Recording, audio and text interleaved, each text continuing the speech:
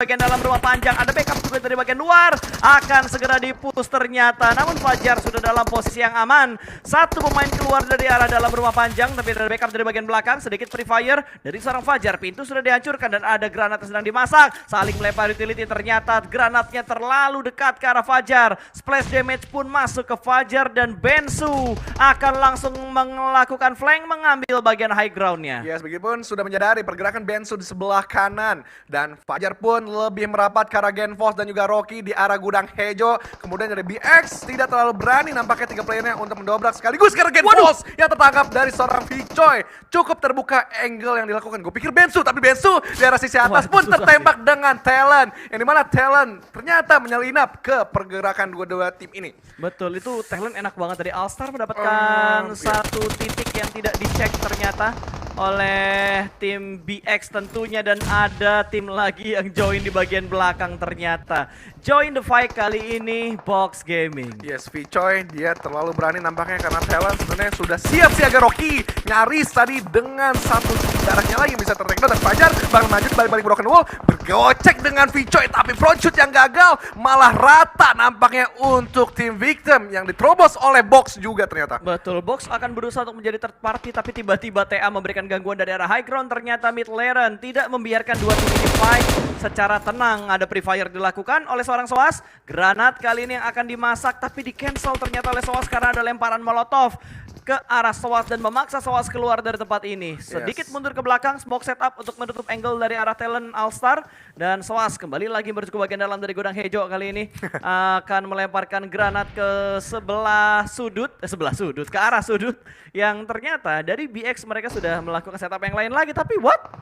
Jam Talon All-Star 17. ada yang kecelakaan, satu pemain mereka tergelincir dan terknockdown. Yes, adanya accident yang terjadi dari Talon All-Star tapi tidak mengurangi intensitas fight dari Box. Soas yang masih menyelinap pergerakan-pergerakan dari BX, dan adanya juga coveran dari seorang Break dan juga Marco siap sedia di belakangnya. Nampaknya dari Marco dan Break kalau kita lihat di minimap dia lebih fokus ke arah mid lane yang sedari tadi cukup terbuka untuk mengintai dari seorang Soas, tapi Break belum mengindahkan sama sekali pandangannya, masih fokus ke arah kepala dari mid lane, tapi mid lane belum berani lagi membukakan dirinya ketika dia sudah mendapatkan tembakan, dan Circle lebih mengecil di mana? One More dan Onyx yang sedikit diuntungkan, tapi dari arah atas RRQ juga dapat sedikit circle dan nantinya mungkin ada gangguan dari Boom. Saling bertukar utility tentunya. Asa sudah mengokang granat, lemparan lagi ke arah tim Boom, tapi ada One More di sekitar mereka yang bisa aja menjadi pelakor untuk pertemuan antara RRQ dan juga Boom. Yes, memang harus dilalui dulu dari seorang RRQ dan di mana tukaran Rasengan dan juga Chidori antara Ken dan juga Asa yang dimana tadi meledak seperti petasan di udara, tapi lemparan kedua bakalan dicoba lagi ke arah Kinan. Kinan yang bertukar dan Asa yang ditumbangkan dari seorang Kenan on point, dan begitupun dari Ken bermundurkan, kemudian Ponbit langsung menerabas begitu saja, tapi Chuckles siap siaga dari sisi belakang, tapi luar biasa di break dilakukan oleh Boom. Ponbit benar-benar menjadi pemain palang pintu yang diharapkan oleh Boom, tapi NFT nampaknya bakal menjadi third party. Gue kira tadi yang bakal gangguin One More, tapi ternyata tembakan NFT yang mendapatkan satu pemain dari tim RRQ, bahkan mereka juga mendapatkan satu pemain dari tim Boom Esport. 3 tim Indonesia bertemu di arah utara, dan Box yang sedang melakukan fight karena mereka bertemu dengan BX juga. Ini bakal chaos banget karena NFT bakal memanfaatkan kesempatan ini. Mereka langsung mengirimkan 2 pemain mereka untuk mendekat ke arah Boom dan juga RRQ. Molotov dilemparkan, smoke setup juga dilemparkan kali ini.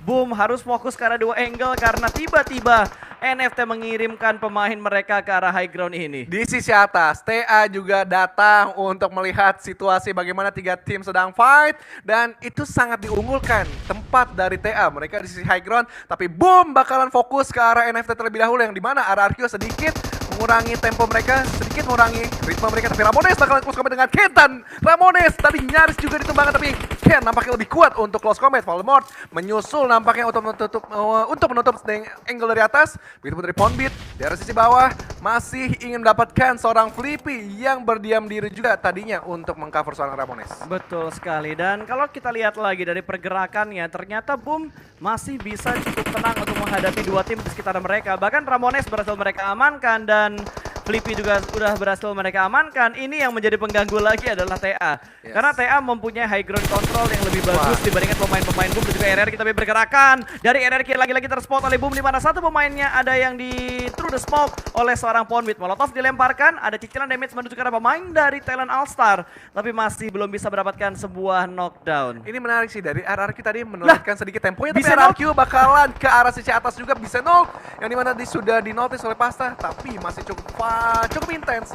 Bisenol ternyata Ini 4 menjadi tim loh. 5. Dari 2, 3, 4, sekarang jadi 5 gitu. Oke, dan Waduh. Bom Ken cukup berani tadi, bagaimana tadi Fokker bagus banget nge-cover dari arah sisi atas, tapi Ramones dari arah sisi atas nampaknya bakalan kalah Rata, posisi cuy. dan diuntungkan sisi high ground memang Fokker sang close combat sejati. Kemudian juga dari RRQ, momentum mereka ketika fight antara Boom dan NFT sedang berlangsung, mereka langsung set up posisi, nampaknya lebih menuntaskan ke arah tim Talent All-Star yang menyisakan seorang Kelsey saja. Ya tapi kalau kita lihat dari RRQ, mereka nggak bisa terlalu fokus buat ke arah Talent All-Star karena ya. belakang mereka tuh masih ada Boom. Jadi kalau terlalu overpick, otomatis dari lower ground bawah Boom punya angle yang bebas banget untuk nembak ke arah tim RRQ-nya. Mereka cukup pintar untuk bergerak kembali menuju ke arah kanan, tapi mereka bakal bertemu dengan BX yang sudah melakukan pergerakan juga. Coy yang berhasil diamankan kali ini. Pergerakan demi pergerakan akan dilakukan, dan ternyata ada Evos juga di sebelah sana, dan Asa memberikan tembakan yang menuju ke arah Bisenol, namun masih belum bisa mendapatkan sebuah knockdown karena pemain-pemain dari Bisenol yang masih lanjut dalam melakukan rotasi. Oke, Voldemort mendapatkan AWM, dengan AWM yang luar biasa dilakukan oleh RRQ. Mereka agak menahan, ini memang udah ciri khas RRQ yang sekarang. Mereka tidak terlalu ambisius, tetapi Onyx sudah siap juga dari arah sisi kanan RRQ. Asa menahan nampaknya pergerakan dari seorang mid laner. Evos sudah join the fight juga, lebih fokus nampaknya ke kedua arah nampaknya. Dari Boom dan juga BX yang menyisakan key saja. Yes, selesai sudah nampaknya oleh KF. Dan bakalan fokus ke arah Boom terlebih dahulu. Boom yang nggak bagus, sandwich kedua arah yang berbeda. Ini Evos lebih main objektif nggak sih kalau dibandingin dengan kemarin ya? Mereka lebih ke arah objektif gameplay gitu. Mereka objektif dulu, nyisir baru mereka nyari kill. Beda banget sama Evos di season 3. Yes, gue setuju apa yang dibilang, tapi ketika mereka satu arah rotasi dengan lawan Livescape tadi, Livescape nampaknya bisa dituntaskan juga satu demi satu, dan box juga selesai sudah. Red Face meretake posisi yang nampaknya ingin membackstep pemain-pemain dari RRQ. Laser pun juga menjaga angle yang lain. DX, Lamborghini pun masih tersisa. Joe Branky sulit nampaknya karena jauh dari peradaban, dan masih berlanjut antara RRQ dan juga Boom dan juga Evos. Betul, Talent All-Star juga sudah dipulangkan ke arah lobby, sudah semakin berkurang, dan tiba-tiba tinggal 4 tim yang tersisa.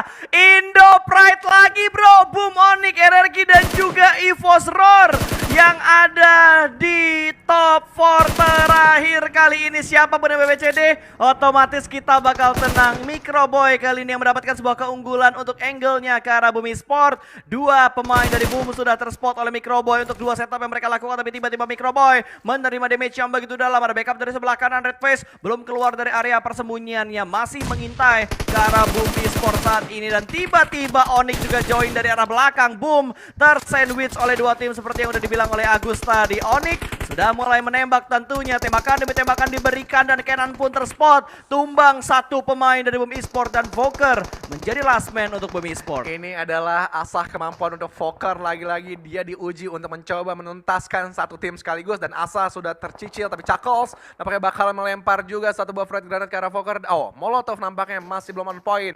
Fokker masih berdiam diri, menahan dirinya untuk tidak terlalu terburu-buru, tapi kepada Chuckles sudah melihat dari seorang Fokker, tapi apakah Fokker bisa merefrag balik? Masih dari Chuckles menutup angle dia karena menunggu coveran juga dari seorang Asa yang sudah tertumbangkan. Evos yang berada di sisi bawah memberikan gebrakan juga ke arah Chuckles, tapi Chuckles lebih memilih untuk merevive terlebih dahulu. Ini yang menarik dari RRQ. RRQ mainnya. Mereka nggak greedy buat nge-pick, dan tadi gue kira Onyx yang nge-pick ke arah Boom, tapi ternyata RRQ yang terlebih dahulu melakukan pick, karena tadi begitu angle-nya dari bawah dari arah Evos, itu yang kelihatan di mata gue itu Onyx yang cukup dekat dengan Boom, tapi ternyata RRQ. Bahkan kali ini RRQ juga sudah mulai diganggu oleh Onyx yang sudah bergerak dengan 3 pemain mereka. Onyx juga masih bersabar menunggu momentum untuk sedikit mendekat ke arah RRQ, Evos dan juga Boom. Oke, dan Laser mendapatkan seorang Voldemort dengan headshotnya, tapi bakalan di-refrag dari arah Onyx yang nampaknya sedikit menyelinap juga. Asa lebih mundur lagi, tidak berada di paling depan. Begitu dari Chuckles Onyx yang mendapatkan laser ternyata. Begitu dari Raffi menjaga 2 angle sekaligus. Ini yang menarik dari Onyx. Mereka terlalu berani menurut gue ngambil resiko tersebut. Betul, mereka benar-benar berani banget. Yang dirugikan sebenarnya dari RRQ sih. Mereka belum mendapatkan tempat di dalam zona. Mereka masih butuh bergerak masuk ke dalam zona. Dan tiba-tiba satu persatu pemain dari RRQ pun hilang. Mort pun sudah berhasil diamankan dan hanya menyisakan seorang Chakos, di mana EVOS juga bakal langsung tabrak dan dipulangkan begitu saja bertukaran lobby. Boom Esport sudah hilang kali ini. RRQ juga menghilang. Hanya tinggal 2 tim antara EVOS versus Onyx. Oke, EVOS nampaknya masih strong dengan 4 playernya dan 1 player dari Raffi nampaknya yang akan berada di sisi tengah. Onyx yang tertangkap dan ini momentum 4 melawan 2 dan jepit dari arah sebelah kanan juga kiri. Set smoke up juga sudah dibangun dari seorang Raffi dan juga Jobrenki, tapi Jobrenki sudah terdeteksi palanya dari seorang KF. Ya, dan 4 pemain EVOS masih berdiri dengan kokoh ya. Agak bingung sebenarnya kalau gue warna merah, tapi ternyata merah itu menandakan pemainnya masih hidup. Dan winner chicken dinner berhasil diamankan oleh EVOS Reborn atau EVOS Roar di game kedua.